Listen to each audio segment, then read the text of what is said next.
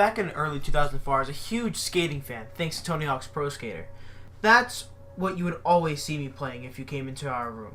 It wasn't until I started digging around the other games that my parents played that I discovered Need for Speed 2 and 3.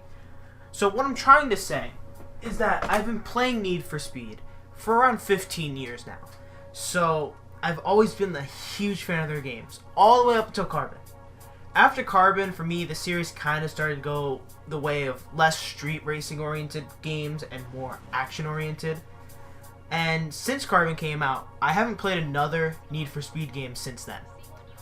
With Need for Speed Heat releasing, I heard from somewhere that the devs said it was a spiritual successor to the Underground games, which are some of the best games in the series, hands down. So I decided to pick up the game on launch. And with 38 hours of playtime at the time of typing this script, I can say without a doubt that this is one of the best Need for Speed games in the series.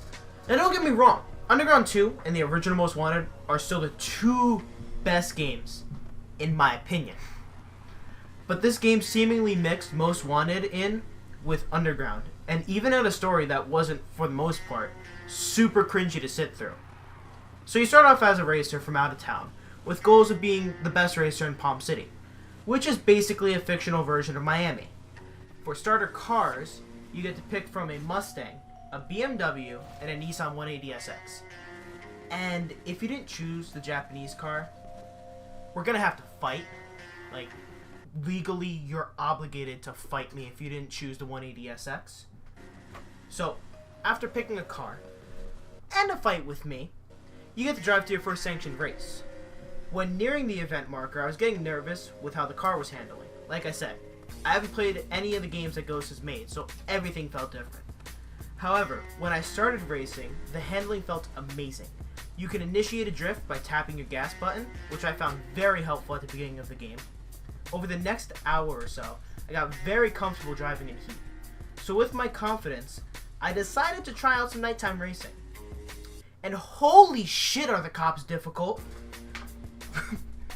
After Heat 2, the cops behave very similar to Most Wanted, where the first two Heats, they're very dumb, feels like you're babysitting the cops, and then after Heat 3, they're really difficult. But it quickly turns into your car almost being completely destroyed trying to escape Heat 3 cops.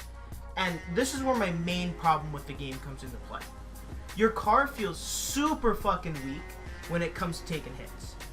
You sometimes can lightly tap a cop car and they'll take no damage, but you can lose almost a quarter of your car's health.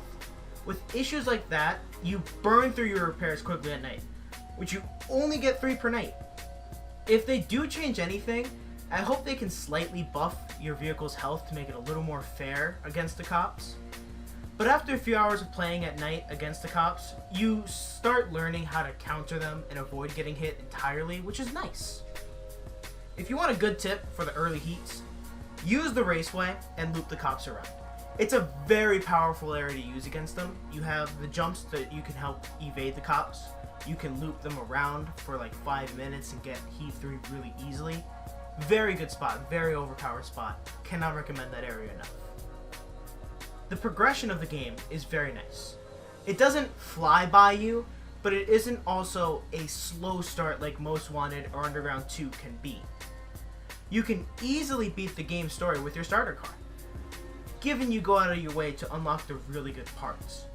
You can unlock elite parts from high heat races, with ultimate parts unlocking once your rep level hits 50. If I am wrong about any of this, please let me know in the comments, because I'm very confused still with this whole game. It's something that I'll get into another time. The side story missions are fun to play as well. From Dex showing you some new fucking tracks, to Wayne with his cool ass drift races, all the story missions lead to new parts and eventually cars from older titles. Beating the main story of Need for Speed Heat gives you the BMW for Most Wanted, which made me freak the fuck out. You can also unlock Rachel's 350Z and Eddie's Skyline, which are also really fun to use.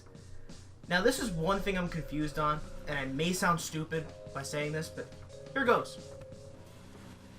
In the comment section, can you guys let me know if all the crews, like the starting crew, is online players or offline players, because I don't know, and if they are online, I love how the crews work in Need for Speed Heat. You automatically get put into a crew at the start of the game, and you can help level your crew up by earning rep at night from races and cop chases. Recently, my crew hit level 50, which unlocked a fucking Ferrari. You can also compete for the best time on multiple time trial tracks, which is also a fun grind. And I'm also first in most of those tracks at the time of typing this, so take that as you may. Speaking of cars, there's over 130 vehicles available in Need for Speed Heat, so there's a ton of variety in what car you want to use.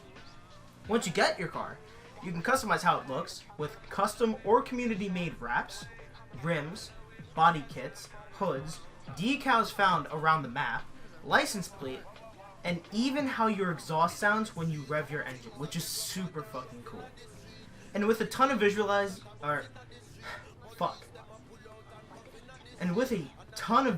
customization comes quite a bit of performance options too. You can make any car into a track monster, an off-road rally car, a drift king, or an all-around good car for whatever life throws at you. You can even swap out your engine for a faster one to further increase the capability of your vehicle, with the performance rating maxing at 400. Despite the minor issues I have with this game, Need for Speed Heat feels like a return to form that I've been waiting about a decade for, and I can't wait to see where the series goes from here. I highly recommend picking this game up during the holiday season to either play by yourself or with your friends in the online mode. Anyways, that's going to do it for me. Thank you guys for watching this review of Need for Speed Heat. If you guys are new around here, be sure to hit the like button and subscribe for more videos. And you guys have a good day.